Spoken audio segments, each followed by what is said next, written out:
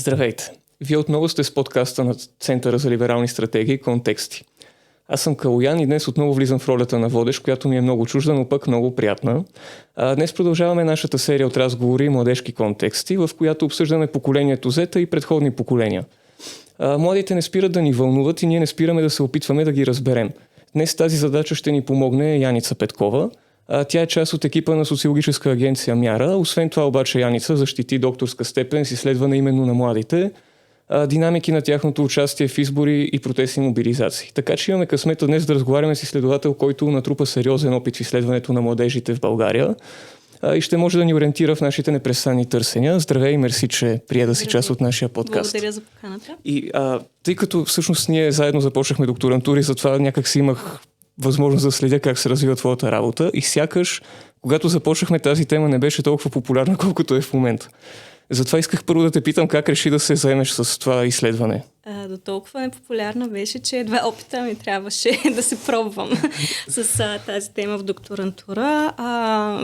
Причината да се занимавам с нея от една страна беше това, което писах като тема на дипломна работа в магистратурата си. От друга страна, работата ми е в социологическа агенция. В хода на тази работа имах възможност да контактувам с професор Петър Емил Митев, както и да се запозная с изследвания на Института Иван Хаджийски, който дълги години изследва младежта и редица проекти в тази насока ме насочиха към темата, която наистина беше поизоставена. Доста често се смяташе за такава маргинална, странична и за такава, която не може да доведе до реален научен принос. Виждаме, че нещата сериозно се промениха. За мен една от причините сериозно да се променят е и факта, че младежите все повече намаляват като група. От тази гледна точка все по-трудно са разбрани, тъй като тогава, когато те са достатъчно значима и голяма група, нещата, които въвеждат като новост, се приемат много повече като естествени за обществото. Те влияят на обществото се променя заедно с тях, не че няма поколенчески конфликт, той винаги съществува, но от друга страна навлязохме в множество най-различни кризи, които водят до търсене на отговорите именно в посока младите хора и защо така. Да, те не продължават ли всъщност да променят, макар и да са по-малко като обща маса от населението ни, защото да, ние последните масови протести ги разказваме все през това, че са протести на младите и сякаш много често, когато има такъв тип масови мобилизации, говорим за това, че в голяма степен те са подкрепени от младото поколение, което и да е то в дадения момент. Винаги младите влияят на обществените процеси и промени. Професор Петър Емил Митев нарича този процес ювентизация на обществото. Младите внасят нови теми, проблеми, начин на мислене в обществения дебат. Обществото реагира на тези теми, проблеми, начин на мислене и по този начин се обновява обществения процес и диалог. Протестите по принцип са нещо, което младите хора правят, особено когато говорим за протести, свързани с ценности, с начин на живота, с качество на живот. Протестът е младежко действие. Ако говорим вече за социални протести, за протести свързани с цени, огромната част от протестиращите обикновено също са активни, в активни възрастови групи, но социална обществена промяна идва от младите хора. И от тази гледна точка темите са неразривно свързани. Протест и млади. Обикновено младите хора са тези, които реагират протестно. Тъй като сблъсъка между формиращата се млада личност и обществото е това, което предизвиква протестното поведение.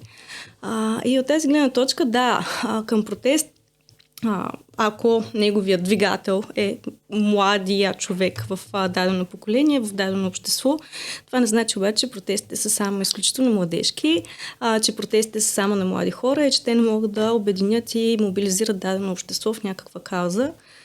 И поради тази причина сега наричането на протестите младежки буди и обратното чувство в голяма част от хората, включително дразнение.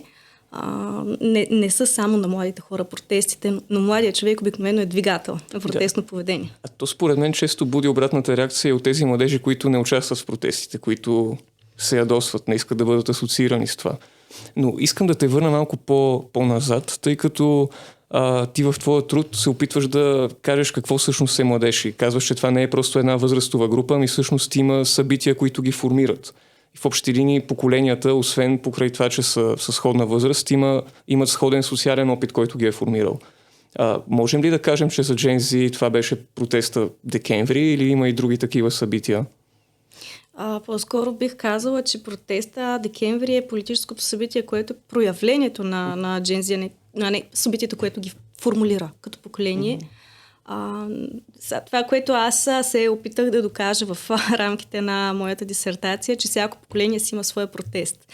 Разглеждайки протестите от 2013, от 2020, сега до тези от 25-та не ми стигна времето, но ако се върнем по-натам, 97-та и така нататък, всяко поколение си има своя голям протест. Без да казвам, че това е протеста само на хората от това поколение, просто изразител на мисленето на едно поколение. Сега, младите, наистина има различни подходи, по които да ги разгледаме и единия е чисто възрастов показател, като най-известното и това, което всички знаят, е между 15 и 29 години. Това са възрастовите рамки, в които обикновено държавата, и особено държавите в рамките на Европейския съюз, формулират определени младежки политики. Тук има динамика в тези възрастови категории. Все повече се разширяват. Тоест имаме сваляне, включва се и до 13-12 годишна възраст надолу и до към 35-6 нагоре, което от гледна точка на 35-6 годишния човек почва да става малко странно. Така вече няма да са толкова малка група. Да, нали, то е супер да си, обаче не си. Но понеже това е рамки и възрастови граници, които са формулирани с цел определена политика на държава или на институция, която е насочена към тези хора, младежите, обикновено това разглежда младежите като някакъв вид група, която има нужда да бъде подпомогната. И да не харесваното от мен понятие е уязвима група. Моето мнение е обратното. Младежите са най-силната, най-активната, най-дейната част от едно общество. И от гледна точка на това, което си говорихме за социална промяна, определено не са уязвима група. А това са групата, която носи сила и енергия в обществения процес. И този подход не е подходящ, според мен, в нашия конкретен случай с възрастовите групи. Отделно, човек между 15 и 18 има едни качества и характеристики и човек между 20 и 29 съвсем други характеристики, особено от гледна на политическо участие. Политическата социализация пък протича дори преди това, преди 15 годишна възраст в някои отношенията. Това е подходящ подход за държавни политики и за множество изследвания дори, но така, това, което ми се стори по-подходящо и което съм изследвала е политическото поколение. А политическото поколение се формира като такова, като единица именно през младежката възраст. И затова казвам, политическото поколение е важно с мен. Това, което е специфично за него, първо понятието е въведено от Карл Манхайм.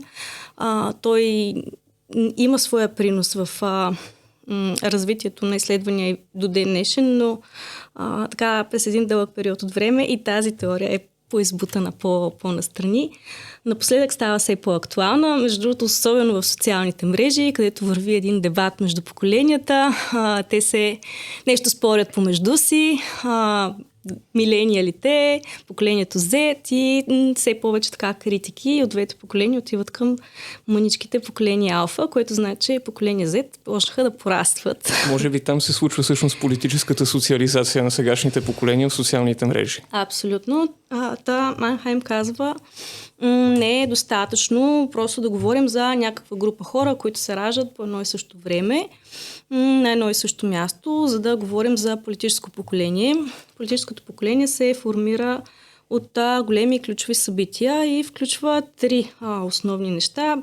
Генерационна локация, което е буквално времето, в което си роден. Генерационна актуалност. И това е начинът, по който тази група хора реагира на определени събития. Обикновено трябва да реагира по-различно от начина, по който са реагирали предишни хора, които са били на младежка възраст. И третото е поколенчески единици. или факта, че вътре в поколението се формират различни групи, които имат определен начин и стил на поведение. И това формира едно политическо поколение. Обикновено това се случва през около 20 на години. Сега, ако разгледаме основни, ключови, големи събития, които формират поколенията и се върнем по-назад, при предишното, преди Z, това са, да речем, края на студената война, също така голяма технологична революция. За една голяма част от света, пък той имаше отзвук в целия свят, атентатите от 11 септември в Щатите, появата на интернет. За следващото поколение, за Z, те не са живели без интернет, социални мрежи, глобалната пандемия. Това са събития, които формират определени характеристики на дадено поколение. Аз съм се опитала да го свия до рамките на България, колкото и условно да е това. Но всъщност нещо, което ти казваш до момента, то според мен ти е централна теза на изследването. Този подход ти позволява да не ги разглеждаш като пасивна група младежите. Още повече, че ти критикуваш това нормативно четене на младежа, който го вкарва в това в рамките на едва ли не социално слаба група. И ти казваш постоянно в твоята дисертация, че те не са апатична група младежите. А защо ние сме свикнали да ги мислим тогава като такава, тъй като това са някакси всяко поколение минава през тези критики, тях не ги вълнува, те не правят нищо. И след като това не е такава, в какво се изразява всъщност тяхната активност? Защото ти каза, че са най-активните, каза, че всяко поколение има свой протест, но освен акта на протест, има ли някакви други характерни специфики или някакви други действия, в които са много активни младите? Има, да. Въпросът е, че това не са характеристики, които са в фокуса на внимание и които сме свикнали да следим. И от тази гледна точка ние следим това, което е традиционно, от гледна точка на политическото участие. Традиционното политическо участие, членство в политическа партия, гласуване на какъвто и да е вид избори, традиционно взаимодействие с политици, институции. Всичко това е традиционно политическо участие. Ние следим по този начин. Традиционно се следи по този начин дали хората са включени в политическите процеси и следвайки това, вижда се, че младите не са. И тук е малко условно. По отношение на изборите не е вярно. Така, понеже продължение на десетилетие, повече от десетилетие, избирателната активност в нашата страна спадаше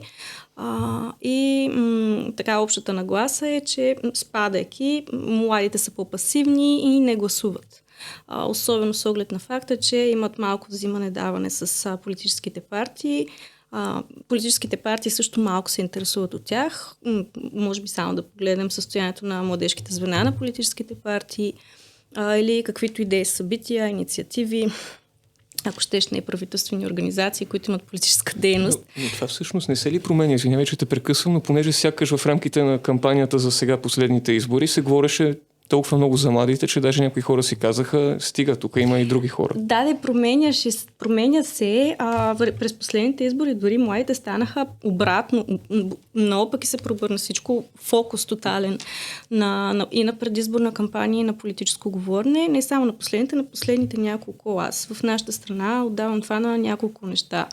От една страна имаше активизация на правителствените младежки организации, които успяха да повдигнат тази тема на доста високо място. Така обърнаха публичния дебат. От друга страна, различни международни събития също повлияха. Ние имаме от 2023-2024 имаме една вълна от протести на поколение Z в международен мащаб. Включително и те си имат своята символика от анимета, може би си вижда от One Piece, има едно знаменце. Специфичен репертуар. Да. А можем ли да впишем нашия протест от декември в тази вълна? За мен да. Има всичките характеристики на този тип протест, но подобни протести имаше в Бангладеш, да речем, имаше в Иран, подобни в световен мащаб и тези протести се изследват точно като протести на поколението Z. И със сигурност това също насочи фокуса към тези хора. Макар че, аз пак казвам, малко ми е двойствена позицията. От една страна, да, този протест от 2020 може да се впише в рамките на всичките тези, но по никакъв начин не може да се каже, че е протест само на едно поколение. Да, това е хубаво, че го слагаме пред скоби. Съгласяваме се тук и спираме да го слагаме пред скоби. Така е, аз съм също съгласен. Това, което казваш от към репертуар, някакси джензитата, навсякъде сходни символи употребяват. Това струва ли ти се, че е било търсен ефект в рамките на нашия протест сега или по-скоро някакво естествено следствие на това, че живеем в доста глобализиран свят покрай социални мрежи, включително доста свързан? Може би и двете, не знам, чудя се. Ако търсим на конкретно символика, тя дори в нашите протести не беше толкова силно изявена. Имаше, не беше в центъра, в фокуса, но има си общи черти, които аз отчитам за поколенчески, т.е. за мен е естествено. Причините, поради които се протестира, характера на самите протести, под характер имам преди дали са насилствени, дали са ненасилствени, защо се протестира, какви са ценностите, които защитават младежите в организацията на всичките тези протести, против какъв тип политически процеси или сили се протестира. Общо взето сродни са и биха могли, ако не е друго, поне да се сравнят и да се обособят някакви общи характеристики. Аз тръгнах да говоря за традиционното участие и се разсеях. Аз те разсеях, извинявайте. Да. Сега, ние наистина допреди 3-4 години общото мнение беше младите хора изключително пасивни, но от друга гледна точка, ако разгледаме политическото участие в традиционна форма, участие в избори само на млади хора, ще видим, че на фона на всички останали възрастови групи, т.е. на средното участие за страната, ако избирателната активност е, грубо казано, измислям си 50%, и това включва всички възрастови групи, и хванем само тази между 18 и 30, които са младежи, имащи право на глас, там е да речем 60%. Ако е имало протести преди това, както беше на изборите 2014, на изборите 2021, между другото и на изборите сега, тя е дори над 60, 70%. И нали, можем да докажем много ясно, че младите са по-активни от останалите възрастови групи. Всъщност, парадоксално най-неактивни са и можем да открием и това нещо в съдбата на някои политически сили в България, най-възрастните хора. Те остават по-пасивни. Да, т.е. ти казваш, че смисъл след като може да го открием в съдбата на някои партии, т.е. намекваш и за кого гласуват младите, т.е. те гласуват може би за по-нови политически играчи. И това е характеристика на нашите млади. Mm-hmm. Не само на нашите, но съм се задълбочавала в други държави, за да мога да твърдя с данни и със сигурност, но младите имат ефективно въздействие върху политическия живот. Всички нови политически сили, които са имали някакво голямо значение за промяна на партийна система, са първо подкрепени от младите в България. Като започнем от Продължаваме промяна. Всъщност има такъв народ. Преди има такъв народ, ако помниш, нали, вече е партия, която няма значение, Българско лято. Имаше изключително голям дял младежки вод. Много млади хора бяха гласували за нея. След това има такъв народ. Това да не е на Божков. Точно. Да, вярно, че да. След това Продължаваме промяната и сега виждаме огромен дял от младежите, 1/3 от младежите гласуваха за прогресивна България. И дори първоначално да не е влязла тази партия, която младите са припознали, повдига се внимание към нея. Да, защото в случая на Радев то навлезе от всякъде. Да. В случая на Радев то излиза малко отвъд, но да речем партия Има такъв народ, макар че не влезе в Народното събрание, продължава да има ясно откроен младежки профил, може би поради протестното антисистемно поведение на партията. Изключително много намаля, но ако видим само хората, които са гласували за нея, ще видим, че значителен дял от тях са младежи. Доскоро значителен дял от гласувалите за не подкрепям никого, или гласувалите не подкрепям никого, беше младежи, и всякакъв вид антисистемни или нови политически сили. Често след като първо младите са гласували за такава политическа сила и се я припознали, започва тя да придобива популярност и след това на втория вод, на който се явява, да да влезе в парламента или да спечели значителна подкрепа. От тази гледна точка младите имат ефективно въздействие върху политическия процес. Да, а на фона на всичко това, което описваш, това значи ли, че младите стават по-политизирани или това са по-скоро единични прояви на някаква активност? Напоследък стават по-политизирани. Тук има... И двете неща са верни до някъде. Сега единични прояви, които повишават избирателната активност и сред младите, и тяхното участие, и сред обществото като цяло са, да речем, протести. Нали, протеста, вие сте говорили за протести, най-вероятно много подробно. Огромна обществена мобилизация, тя повишава политическия интерес на хората и привлича различни групи към цели, идеи, партии, каузи. И, както вече споменах, нали, това, което винаги се отчита, е, че след големи протести има повишено политическо участие и политическа мобилизация някаква. След това спада на следващи и последващи избори. Само, че тук ние имаме от 2020 до 2025-2026 една повишена политическа мобилизация, в която макар, че имаше отдръпване на избиратели, както млади, така и от всички възрастови групи от политическия живот. Политическия живот не престана да интересува хората. Политическите теми са едни от темите, които най-много се засягат и сред младите, и сред други възрастови групи. Можем да видим в различни изследвания, включително и в промяна на начина, по който се мислят много от темите, свързани с политическото, като теми пред демокрация, свобода.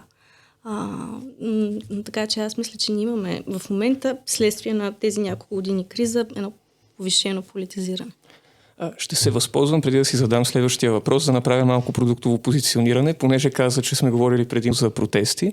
Така е, в социалните мрежи на Център за либерални стратегии може да изгледате и другите епизоди от нашия подкаст, така че ти благодаря, че го спомена. Връщам се на това, за което си говорихме. Казваш, сякаш, че са по-политизирани младите. На мен ми се струва всъщност, че сякаш всички сме станали малко по-политизирани. Някак си такъв стана света, в който живеем. Но това значи ли, че са те някакси по-идеологически осъзнати? И това го казвам от някакъв личен опит, тъй като ние по един наш проект Социални фрагменти пътувахме по страната, говорихме си с младежи и виждам от една страна търсене за такава идентификация. Ти какъв си в политическия спектър? Това, който се вълнува от политика, се вълнува от това да се позиционира някъде, от една страна. Но от друга страна ти биваш активен въпреки това. Не те вълнува всъщност ляв ли си, десен ли си, вълнувате това, че примерно искаш някаква промяна, много често е това, което е по-скоро протестен тип вод. И към всичко това, което добавих, през европейските избори имаше много интересна статия в Политико, в която се говореше, че младите станали крайно десни, защото гласували за този тип партии на изборите. И моето питане и към теб е дали това е ясно осъзнато, дали е идеологически този вод или е протестен? Не е съвсем осъзнат. За мен е най-вече протестен, макар че той избива протестно в конкретни идеологически форми, които от моя гледна точка поляризират обществото. И младите са ни поляризирани. И ако изследвания те се правят сравнително рядко през 5, 6, 7, 8, 10 години, да речем, изследвания на младежта, с които ти си запознаят, следиш ги. Аз съм имала удоволствие да участвам в 2 от тях и те изследват ценности, включително. Нали, от семейен живот, училище, работа до ценности. От това, което имаме като данни през последните, за България специално, тъй като през годините на прехода това е малко прекъснато, около 2005 се възобновява и имаме данни от 2005 и 2014 и от 19-та и от 24-та, да речем. Тоест имаме данни горе-долу 2 поколения. Това, което е характерно за поколението на прехода, тези, които ние наричаме милениали, са демокрация като нещо неоспоримо, като щампа, като шаблон, без го казвам с лошо, но просто безспорно. свобода, права и всякакъв такъв тип ценности. За следващото поколение. Ние имаме едно междинно изследване, което обхваща общо взето и двете поколения и тук виждаме малко връщане към колективни ценности. Без да казвам обратното на демокрацията, но грижа за другия. Но пак демокрацията остава в централно място. Тоест остава неоспорима. Абсолютно неоспорима. Наистина, буквално шаблон щампа. Първо казваш демокрация и после започваш да говориш каквото и да е. Да. Сега в това поколение има промяна в това отношение и демокрация въобще не се казва на първо място. Сега не казвам, че те са с ценности различни от демократичните. Само, че подредбата е различна. Първо ще кажеш правата и свободите на индивида. В огромната част от случаите имат предвид моите си лични права и свободи, защото аз съм индивида. Сигурността на индивида, което е доста притеснително в много отношения, защото преследването на сигурност понякога така води до загуба на други ценности. Свобода. Да, те са изброени по-нагоре. Да. И така нататък. И демокрацията някъде отдолу. Сега ние, ако прочетем всичките тия ценности, които са изброени там, права на човека, свободи, ще видим, че това са ценности на демокрацията. Но демокрацията сама по себе си, като думичка, която вписва всичко това, остава малко по-назад. Тоест вече не е... може би е преодолян и комплекс на предишно поколение, което е видяло, знаело, преживяло липса на демокрация. Милениалите не се видяли чак толкова много, но е по-близо до тях. Живели са и те с този страх, да, до голяма степен. И може би е преодоляване на някакъв вид комплекс. Може би е ситуация на кризи и несигурност от последните 5, 6, 7 години, която доведе до този тип поведение в поколението Z, но със сигурност малко по-различно е. И от тази гледна точка малко по-поляризирано е. Партиите, които припознава предишното поколение младежи, със сигурност са либерални и със сигурност са десни в голямата си част. Сега вече имаме партии, които са антисистемни, много често припознати като алтернативни, припознати като протестни, защото старите партии се приемат за лоши, за статукво, за корумпирани, но това води до това, което ти казваш във връзка с идеологизирането. Сега, дали търсят да се нарекат такива или онакива, за мен аз до сега говоря през цялото време за едни младежи, но те не са едни. Ние имаме малко ядро млади хора, които са изключително политически активни, които много търсят и много искат по някакъв начин да се определят, които са съсредоточени в големите градове, които пътуват, които често имат по-добри възможности и перспективи житейски. Включително не говоря само за пари, говоря за всякакъв вид възможности, по-висок социален статус. Те са много добре осъзнати. Кои са и къде са? Обикновено са в дясното пространство. Някои от тях, естествено, има и в лявото. Със сигурност са либерални, по-скоро има и консервативни. Но, айде да кажем, на две равни групи има такива. И има други, които просто реагират. И да, това реагиране обикновено е в някои от крайностите. Да, на мен ми се струва от това, което разказваш, че по-скоро имаме някакво такова плурализиране на ценностите, например. И ми се струва също така, аз включително покрай личния си опит го говоря, макар и вече да не съм в групата на младите, до такава степен демокрацията при нас е норма, че действително нейното потвърждение няма толкова смисъл и критиките към нея се засилват от тая гледна точка. Ние живеем в нея, но искаме тя да дава по-добри резултати. Аз ще дам пример от друг тип изследвания. Те пак са на ценностите, но не са само сред младежи. Жителите на държави, в които има в най-малка степен демокрация, казват, че демокрацията е най-важна за тях. Обикновено. Там, където отсъства, там се изнася на пиедестал. Но пък има един друг въпрос, който е много интересен. Какъв лидер предпочитате в младежките изследвания? Лидер с твърда ръка или по-консенсусен, по-диалогичен лидер с твърда ръка? Нали, на всяка цена, не го цитирам правилно, но на всяка цена ли е най-важно за вас да живеете в демокрация или по-важно да живеете спокоен живот, такъв живот?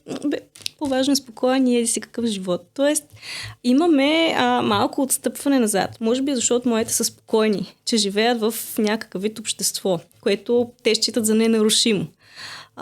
Но може би, защото наистина има тази поляризация и някакви алтернативни модели на общества, които не са демократични, се припознават от младия човек. Да, набират популярност. А това ли ти е обяснението защо избират лидер с твърда ръка, тъй като аз нямам такова, като се замисля? Може би ако ми се даде и на мен набор от опции, това би била единствената, която бих си представил като някакъв ярък лидер и някакси самия въпрос сякаш ме бутам. Той въпроса, за да не питаш искате ли авторитарен човек или не, нали, трябва да ги попиташ по някакъв начин, в който да видиш какво си мислят, без по някакъв начин да ги изплашиш, защото човек обикновено не, че няма хора, които твърдят с тежести, с твърдост или как си, но ако има някакво непопулярно мнение, повечето пъти си го ставаме за близките кръгове. Не го казваме непознат анкетьор. За мен е причината да се подкрепят тези неща, без да казвам, че това е изключително авторитарно поколение. Нали, просто наблюдава се тенденция. Лек ръст спрямо предишни поколения е общото усещане за несигурност. Самото време, в което живеем, води до много бърза обществена промяна.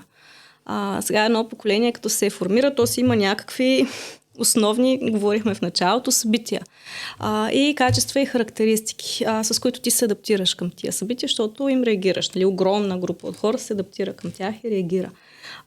Ама като то постоянно нещо се променя и се използва, ти си в постоянна ситуация на адаптивност и търсиш сигурното.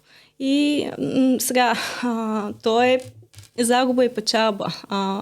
Да, ще е с твърда ръка, ама това ще е. Няма постоянно да ми се променя и да ми се изплъзва. Характеристика на това поколение, между другото, е, че е адаптивно. И ние от предишното, а пък другите от по-предишното, много често го виждаме това като меркантилност, като себичност, като егоистичност, те просто са много бързо адаптивни и са съсредоточени върху тесния си кръг в много отношения. Това ново поколение просто защото не могат да си позволят да мислят за неща, които са твърде напред и в твърде широк колективен смисъл. Да, и ние както казваш ги гледаме като, да знам, някакви по-меркантилни, всъщност от друга страна казваш, че данните показват доста повече съзнание за общност, колективни ценности, някакви, че виждате. Смисъл, това някакъв конфликт ми се струва или не? Не, всъщност има нещо друго. Това вече са, да речем, излиза в много отношения и то наистина звучи като парадоксално, че са по-толерантни. Зависи от какъв въпрос се зададе. Най-толерантното поколение е поколението на милениалите във всяко едно отношение, по отношение на, сексуална ориентация, начин на живот, етнос, раса, религия, каквото още се сетиш. Поколението Z не е чак такова. И въпреки всичко... Само това е за България конкретно или... Не. Окей, да. И в България е така. По отношение на... Имаме въпроса за аборт. Толерирате или не, за различна сексуална ориентация, нали, пак по същия начин, и за подкуп и корупция. Повече толерират аборт и различна сексуална ориентация, отколкото предишните. Но обяснението защо го толерират повече в различни въпроси, които го виждаме, не защото са по-либерални, защото не ги интересува. Защото е твоя работа. Дали ще направиш аборт, дали ще бъдеш с различна сексуална ориентация. Просто са съсредоточени. Тоест, това, което ти казваш колективното, не е в такава степен, колкото при предишното поколение. Това не е нито лоша, нито добра характеристика. Просто има различно обяснение. Каквото искаш прави. Общо взето само не е моя работа. Не ме занимавай с... В смисъл, не ме карай нещо да правя във връзка с твоите желания или нежелания. Сега ще ме питаш сигурно за корупция и подкуп. Не се толерират повече, отколкото... Честно казано, очаквах го този отговор. По-скоро ще да те питам на фона на тази картина, която това е социално желателен отговор, не го казват. Да. В други въпроси, свързани, да речем, с дипломата за висше образование, има ли корупция или подкуп, отговорите са по-различни. Какви са? Има. А в този смисъл, имате ли данни доколко образованието се осъзнава като ценност? Дали след като то може да бъде купено и дали престижа му изобщо на това да се виши? То е като демокрацията, общо взето. В смисъл, важно ли е образованието? Важно е 80, пак не ги цитирам точно числата, нали, но много е важно. Какво е най-важното, за да се намерите работа и да се реализирате? Не е точно образованието, или дори да е образованието, до него се нареждат неща като социални възможности, връзки, познанства. Съответно, важно ли е образованието? Изключително важно е. Смятате ли, че има корупция в висшето образование? Смятам. Важно ли е образованието? Висшето изключително важно е. Доколко е важно, за да се реализирате на пазара на труда? Не чак толкова. Така че щампа е, без него не може, но друг тип някакви канали, методи, средства, които са в посока всеки сам за себе си. Като че ли... Се припознават като не по-малко ценни. Но на този фон тръгнах да те питам, това е някаква индивидуалистична картина, а пък създадоха, нали, с тяхна роля, вече сложихме скоба няколко пъти, че не са само те, но най-големите протести за последните около 30 години. Този парадокс как се описва? И аз се питам дали не може през социалните мрежи да се описва, тъй като те не ти пречат ти да си оставаш себе си, но да контактуваш много интензивно с други хора. Това, което е интересно за политическото участие, е, че има изключителен ръст в различни индивидуализирани форми на политическото участие. Или айде да не е изключителен, защото прекалиха, ръст има. Под индивидуализиран имам предвид, ти ще протестираш на дадени протести, но ще протестираш със своя лична кауза. Ти ще си политически активен, но във връзка със свой личен казус, проблем, нещо, което ти си припознал. Ти си там, част си от, само че причините са индивидуализирани, а не колективни. Това много малко му се обръща внимание въобще, като се говори, може би, защото няма и време, може би, защото никой не го интересува. Нали? Хората гледат крайния резултат, а не причините за него много често. Но индивидуализирани форми на участие, протеста е колективен. Ли? Има множество хора. Само че ако проследим причините, сега те трябва да бъдат обособени в няколко общи. Анализатори казват за съответното против корумпираната система, за върховенство на закона и така нататък. Нали, това са нещата, за които се протестират, но ако видим през последните години има множество протести и те много често са каузи, протести каузи. Насилие срещу жени, срещу животни, във връзка с войната по пътищата, протести, каузи. Така множество такива събития имаше, които повдигат обществено напрежение. Ние си говорихме 2-3 години за обществено напрежение. Отделно самия начин на живота се индивидуализира, включително, както кажеш ти, в социалните мрежи, ти общо взето чекваш някакви кутийки. Аз съм такъв. Моя профил е индивидуализиран спрямо мен, включително ако видиш много от моите хора, ако не си напишат какви са, нали, в рамките на 7-8 някакви изброявания, не може, нали, трябва да си някакъв. И тия неща се променят, нали, мърдуцът не са едно и също нон-стоп, но трябва да индивидуализирано е. Не си част от, или си част от много групи, айде. Това се прехвърля и към политиката и политическото.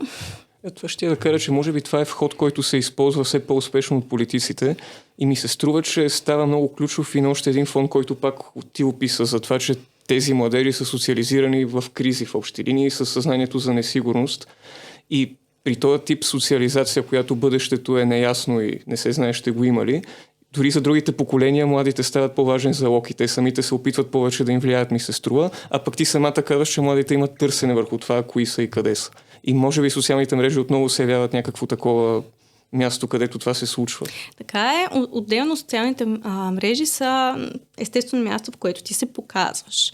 Нали, особено за по-младите хора, все по-малко нали, е място, в което седиш зависи от начин на потребление, но определено място, където ти се показваш и доказваш. И ти си центъра на вниманието и сега може да си представиш, че това е друг вид комуникация от търсенето на колективното, което общо взето те измества тебе от центъра и ти ставаш част от група, от общност. И фокуса е върху групата, върху общността, а не върху индивида. Политическото участие се повишава, но в такива индивидуализирани форми, включително и има нещо, което се нарича lifestyle politics. Да речем, няма да гледам определени подкасти, защото не съм с тия ценности. Да нося дрехи, които са от пластмаса. Да слушам определена музика, да посещавам, в смисъл по този начин. Такъв тип поведение целенасочено с политически причини. Нашия подкаст го слушайте, нищо, че е за либерални стратегии. Ние сме всъщност много така... Много добре ми дойде като пример. Да. Но има такива, в смисъл, чувал си такива изказвания. Да, но в тази серия примери, които тръгна да изброяваш, тази индивидуализация, включително на личен опит и на това как ти искаш да се представиш, не се ли изживява и като някаква драма? Не знам, мен ми се струва, че все пак търсенето на група, желанието да си част от нещо не си е отишло. Така е, но то в крайна сметка всяка младежка възраст се свързва с изживяването на някаква драма. Без, без ирония. Поне съм още от младите, значи. От тази гледна точка, това е, не знам, осъзнатата или неосъзната драма на това поколение. Не, че не са възможни на колективни, не са способни на колективни действия, но пак ти казвам, това, което ги обединява е някакъв вид кауза. Абстрактното не ги обединява толкова добре. Макар че ние много често говорим за ценности, абстрактни ценности, това, което основно действа, ако не говорим за някакъв изключителен момент, както са национални протести, е кауза. Нещо, в което ти се припознаваш, виждаш част от себе си, нещо, което ти виждаш като близко. Абстрактната, далечна ценност в името на малко по-трудно обединява. Искам някак си да те върна обаче към самото гласуване, понеже ми остана в главата от по-рано, като говорихме. Ти спомена, че всъщност младежите са по-активни, отколкото по-голямата част от останалите избиратели. И на какво се дължи това според теб? Тъй като и аз много разговори съм водил, включително съм спорил, но включително и с много младежи, ми се струва, че има нещо престижно в гласуването, сякаш поне сред тази група. Някакви други обяснения можеш ли да ми дадеш, че аз не знам защо е така, ама е така? Няколко мога да ти дам, не знам доколко ще стигнат, за да се обясни. От една страна, огромната част от младежите са съсредоточени в градовете. Не, че няма младежи в по-малките населени места, селата, но младият активният човек има текучество към градовете. Градското население е по-активно. Общественият дебат е по-активен там, политизацията е по-активна там, възможността да се сблъскаш с някакви хора, които да те насочат към една или друга тема, политически процеси, разговори е по-голяма. Мирогледа на младия човек е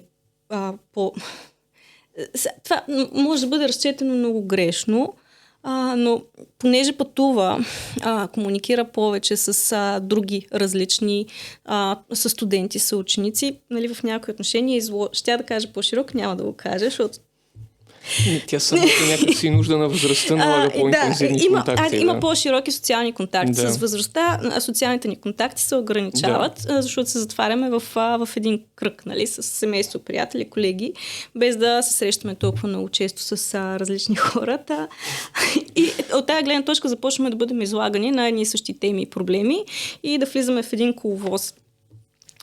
И ако не го правиш целенасочено, да искаш да се излагаш, някакси ставаш като конска паци, което наистина е проблем на голяма част от хората на и над средна възраст. Седят в града, все по-голяма част от тях записват някакъв вид образование и обучение след средното образование. Имат по-широко поле от контакти, пътуват повече. Това ги прави по-активни. Има го това с престижността. В същото време, като казвам, че младите гласуват повече в сравнение с останалите възрастови групи, не казвам, че са се щупили да гласуват. Особено на изборите от предишните години. години. Серия от избори, на които никой не гласуваше. Да. Всъщност, огромното разделение в младежите при нас, защото ние засегнахме идеологическо, е на база социален статус. Има едни младежи, които се маргинализират. Те са изключени от политическите процеси и от всичко това, което до сега ти разказвах за контакти, възможности, теми, проблеми, дебати, на които си изложен. И те наистина биват така отблъснати, изключени, маргинализирани и това се възпроизвежда при тях. И тия хора обикновено са по-бедни, с по-ниско образование и живеят в по-малки населени места, и включително в райони от страната. И има такава линия, която в изследванията много ясно се вижда на всякакъв тип въпроси. Имаш ли случайно някакви данни? Какъв е дела на тази група? Дали те са повечето младежи? Не са повечето. Не мога да кажа колко на колко са, да. Но така... Може да ни се случи сериозен проблем, ако не бъдат обхванати. Те обикновено се разглеждат от държавните политики като ниц, нали, научещи, неработещи и нали, не са в процес на обучение, учене, работа, там развитие. Но според мен в много други отношения също би следвало по някакъв начин да се положат усилия. Много често всякакъв вид радикализации възникват именно в тия групи. Не, че в другите не могат да възникнат, но така ли, че когато се чувстваш изолиран, ти си по-склонен да видиш радикално решение в нещо. Но пак в тази връзка отново с риск да нямаш съвсем конкретен отговор, очевидно пред себе си в момента го нямаш, но има ли движение, в смисъл в тази група ниц по-голяма ли става или по-малка през годините? Имаш ли някаква представа? Или си седи в общи линии в едни рамки, които остават недокоснати и не се достига до тях? Това, което показват изследванията, защото сега, освен на социологически изследвания, които се правят и биват поръчвани много рядко, основно Министерството на младежта и спорта се занимава с тези групи. Аз съм участвала в едно такова поручване, в което опитахме да видим колко са, без да ги питаме директно, а питайки ги, познавате ли? Защото ако те питам теб и ако ти си, може да ми кажеш, не искам да ти отговоря, или ситуацията да ти е временна и да не ми кажеш верния отговор. Ако те питам колко такива хора познаваш, ще ми кажеш по-вероятен отговор и на база на това да изчислим. И беше нещо като всеки отговорил ни познаваше между 3 и 5 такива човеци. И сега не мога да ти кажа на колко хиляди се равняваше това, но със сигурност беше по-голямо число от това, което ни се дава. Като тук не ти говоря само за конкретни общности и маргинализирани групи, има си хора такива. Не мисля, че расте, но мисля, че към тези хора, които споменах, не се включват само ниц. Имам пред маргинализираните, изключените. Пак може да се работи, пак може да се ходи на училище, но социалния статус, престиж, възможности, опции, които ти се предлагат, доста често ти изключват от политическите процеси. И сега, според мен, не е 50 на 50 разделението, нали, да са такива и такива. Разделението е следното. Имаме едни 20% хиперактивни млади хора. Имаме едни 20% маргинализирани млади хора. И имаме едни 60% по средата, клонящи към едното или към другото, които се активизират. Както видяхме декември миналата година и на предишни протести биха могли да се активизират, но би могло и при определени обстоятелства да отидат на друга посока. Задавам ти последен въпрос, понеже ме притеснява, че иначе ще продължавам да питам, пък трябва все някога край да сложим. На фона на всичко това, което разказваш за младежите като социална група, включително активност, която обаче в голямата си степен е нетрадиционна, промяни в представата за общност и така нататък, навлизане на социални мрежи, кризисност и всичко такова, и като сложим и отгоре клишето, че младите са бъдещето, което е клише, защото много често е точно така. Как си представяш всъщност политическия живот в България след някакви години, когато джензи са всъщност силните на деня? Те сега са силните на деня. Но пък само едно джензи има в парламента, не може би 2 или 3, но... Всъщност от тази година Gen Z спират лека по лека. В смисъл, почват да излизат от младежка възраст, така че, нали, без да злорадства. Почват лека по лека те и ще започнат да се...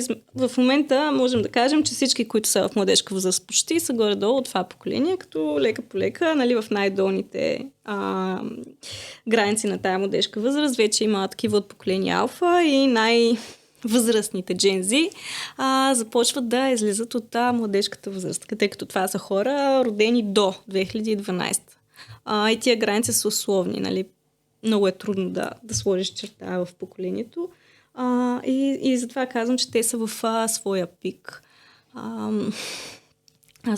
Сега, ако предприемем, че ще са пик, нали, следващите 10 на години, да речем 15, какво ще се промени, дали ще се промени, можем да изхождаме от характеристиките на това поколение. Аз ти казах, че те са индивидуалисти, но и са прагматични и са адаптивни. Ще видим какво значи това за политическото. Мене, ако питаш, част от последните решения в нашия политически живот звучат точно така.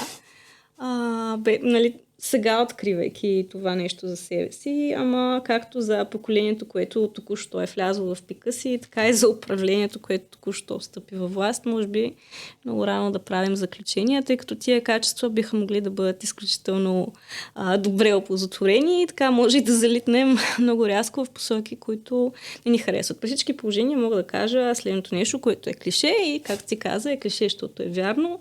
Всяко едно поколение гледа на това след себе си малко накриво. И от тази гледна точка ние сме склонни да критикуваме и да не ни харесва. И мене, ако питаш, по-добре е да гледаме малко по-позитивно на това, което прави това поколение Z. И надяваме се и то да гледа малко по-позитивно на тия след тях. Това според мен е супер край на нашия разговор. Благодаря ти много, че ни гостува и се надявам и за в бъдеще да имаме възможност да си говорим. Аз също.